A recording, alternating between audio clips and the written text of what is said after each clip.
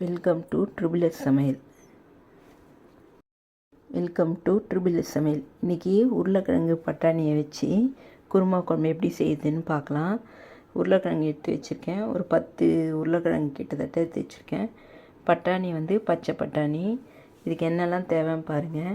4 வெங்காயம், அரை முடி தேங்காய், சின்ன அரை முடி தேங்காய், 4 தக்காளி.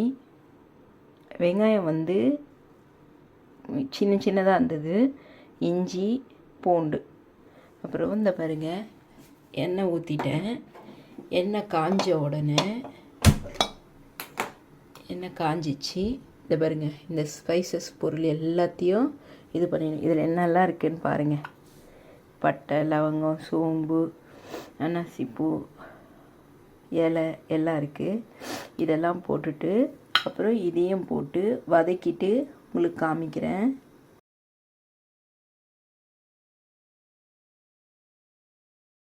பாருங்கள், நல்லா வதங்கிச்சு. இப்போ இதில் மிளகாத்தூள்லாம் சேர்க்க போகிறோம்.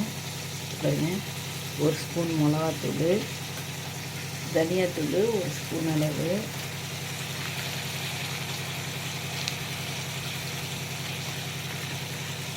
அப்புறம் உப்பு, தேவையான அளவு உப்பு, கல் உப்பு, அப்புறம் மஞ்சள்.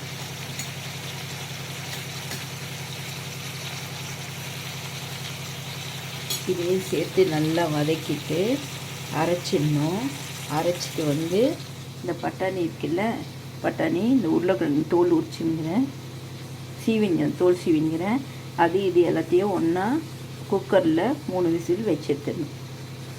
காமிக்கிறேன் பாருங்கள் உங்களுக்கு. வதக்கி அரைச்சிட்டேன்.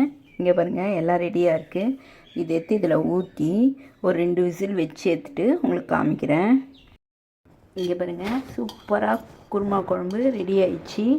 எல்லாம் பாதிக்கு மேலே காலியே ஆகிடுச்சு. இங்கே பாருங்கள், யம்மி டேஸ்ட்டாக இருக்குது. இந்த டிஷ்ஷு உங்களுக்கு பிடிச்சிருந்தா லைக் பண்ணுங்கள், ஷேர் பண்ணுங்கள், சப்ஸ்கிரைப் பண்ணுங்கள், பெல் பட்டனை டிங்குன்னு வச்சுருங்க. Thank you very much. நிறைய பேர் பார்க்குறீங்க, சப்ஸ்கிரைப் பண்ணாமல் பார்க்குறீங்க.